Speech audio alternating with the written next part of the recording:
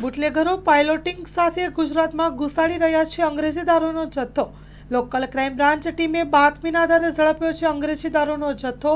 ગેરકાયદેસર રાજસ્થાનમાંથી ગુજરાત તરફ આવી રહ્યો હતો બિયરનો જથ્થો।